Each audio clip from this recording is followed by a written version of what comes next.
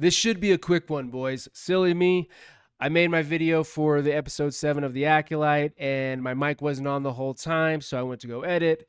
There was no audio, so here we are again, talking about how much of a train wreck this show is. So unless I get on a tangent about that, this should be quick. I got two grievances with this show.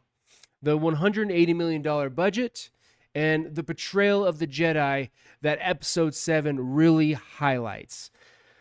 Let's start with the budget, man. $180 million. And I can't help myself but compare it to House of the Dragon. One, yes, it's airing at the same time. And two, it has a similar budget. I believe $220 million budget. But the Acolyte. Can anybody name one thing we've seen yet on screen that warrants that? No, I mean, we can go to the House of the Dragon and talk about episode 4 and specifically, and we see it. We see the $20 to $25 million budget per episode on screen with the scale of it. It looked like something that should be on the big screen. The acting, the dialogue, the directing, the writing, the special effects. I mean, it was massive. It was special. I remember it was 5 days ago. I remember the hype, the excitement after everybody watched it. They were just blown away, and for good reason.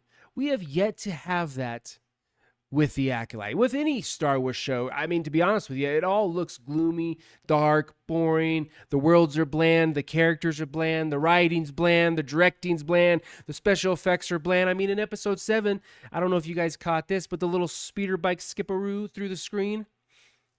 Where's the money? Where is the $20 million per episode? Where is the $180 million budget? I mean, for God's sakes, the Wookiee character, he's mobbing around with the metal detector on this planet looking for whatever they're looking for, life, whatever, because there was whatever. It looks generic. It looks like something you can go pick up at Target or Walmart, not something that's in a galaxy far, far away, thousands or however many years in the future. It just looks like your generic everyday, retiree going on the beach looking for fucking coins, metal detector. There's nothing special. I just don't see it. I do not see it. Number 2, my second grievance is the portrayal of the Jedi. These guys, the Jedi, when did they become liars, deceivers, emotional train wreck, man babies, idiots, fools? When did that happen? When did this happen? I do think it's a cool idea to go down the avenue and explore the dark side and get a point of view from their perspective. I think that could be cool if done right. Not by how this show is doing it, by they're trying so hard to get you to root for the Sith, the dark side, that they have no other option other to make the Jedi just blubbering idiots. I mean, Soul. This episode, I didn't say this yet. This was essentially a flashback of a prequel. You know what I'm saying. We went back in time to episode 3 and got it from the Jedi's perspective. And Soul in this episode, I like the guy who plays him. I loved Squid Games. I'm excited for season 2. I don't know if we need one, but I'm excited for it. Love the guy. I know he can act. I know it's not him. But his character, how they have written him, the lines they have given him, the actions they have made him take, he's just a fucking idiot. He is unbearable. He's reckless. He's erratic, just like every other Jedi in this show, just pure erratic, acting on emotions. When did they get so emotional? I mean, I am not some Star Wars theory level lore fucking king when it comes to Star Wars. I appreciate Star Wars. I love Star Wars. I'm a prequel guy. I love the OG, man. Not a big fan of anything much of the Disney Star Wars. I didn't really get on the hype train with the Mandalorian with all the member berries and all that stuff, but I like it. But I know this is not how Jedi are supposed to act. So this guy, Soul, he just has this feeling, this connection with the Force, this dying, I don't even know how to say it, this feeling that he has to make this young lady Osha his Padawan. He just has a gut feeling, man, coming from the guy who last episode or 2 episodes ago, whenever the hell it was, couldn't tell the difference between his Padawan Osha and May. He had to wait till Roger Rabbit told him, hey, this is not Osha. You need to do something about it. He didn't have a feeling. He didn't have a gut instinct.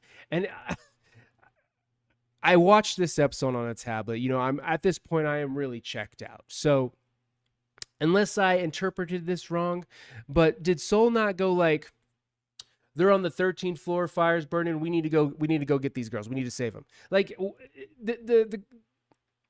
the consistency is lacking so bad with this show. One episode, Soul's an idiot. The next episode, he's strong with the Force, and he has this connection, this feeling that he needs to train a Padawan.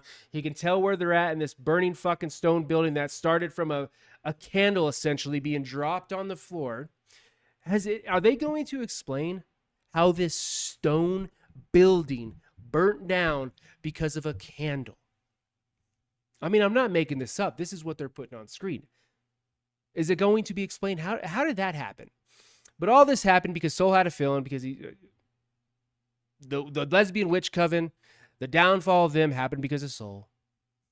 The reason why Tommen from Game of Thrones, our Padawan in this show, ended it was because I don't know why. I can't name one tragic thing that just ate him up for the next 20 years that led him to such a decision. Nothing that wasn't explained. We got our Wookiee little lightsaber fight, which was cool. It looked good. I mean, I'm sure we can, once again, I appreciated the lightsaber duel in a couple episodes back. I'm sure we could slow it down. I'm sure we could break it up. I'll give props when I can. I thought it was cool. I thought it looked good. It was pretty sweet to see a Wookiee wield a lightsaber and go toe-to-toe with our Padawan and Soul. And I think the lady, yes, who was possessed by the lesbian space witches. I'm sorry, guys. I just have no motivation to make this video. Damn it, why couldn't I have turned my mic on? I know I'm missing something. We could talk about the corny-ass R&B music at the end. That's absolutely not Star Wars music, but it's 2024. It's Disney. They're trying to make it hip for the 1% mob, population, community of Star Wars fandom. It is what it is. Oh, well. It's in the credits. I don't give a shit. What else? Oh, hey, next time you're gonna let Osha go. I know there's not a next time, but next time you're gonna let Osha go. Maybe lead with that, so your whole lesbian space witch coven doesn't get burnt out and extinct from existence. Maybe lead with that. Say, hey, Soul, take her, man. Let her go be a Jedi. We're willing to let her go train. Nope, can't do that. Can't do that. What else? What else am I missing? I'm sure there's some other silly stuff. Oh. Let's continue on the bastardization of the Jedi. So Anakin's not special really anymore. I mean, we kind of knew that with these sisters leading up to this, but really got hammered home this episode. Anakin's not special. The virgins in the Force, all that stuff. Anybody can do it nowadays. It's just happening every Sunday, man.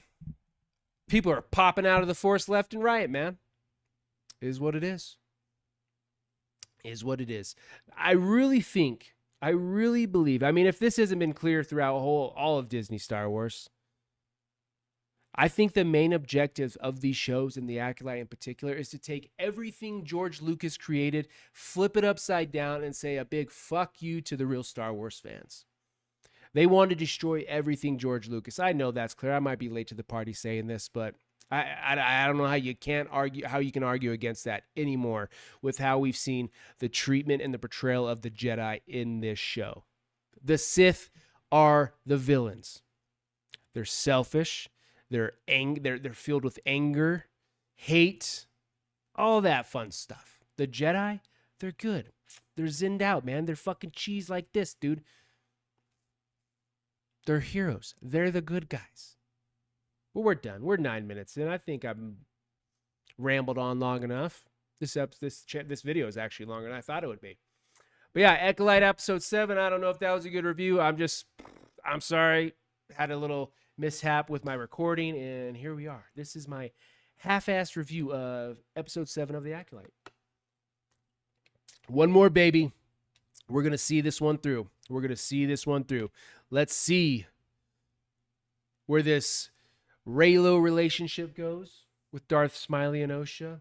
Let's see where May and Soul's travels and adventures take us in episode 8. Let's see what Leslie Headland's green wife, is up to with their little whip lightsaber and her little soy boy Padawan, whatever the hell he is. If you like this video, please leave a like down below. Comment. Let me know what your thoughts were on episode 7 of The Acolyte. And if you're interested in future content, please subscribe. Deuces.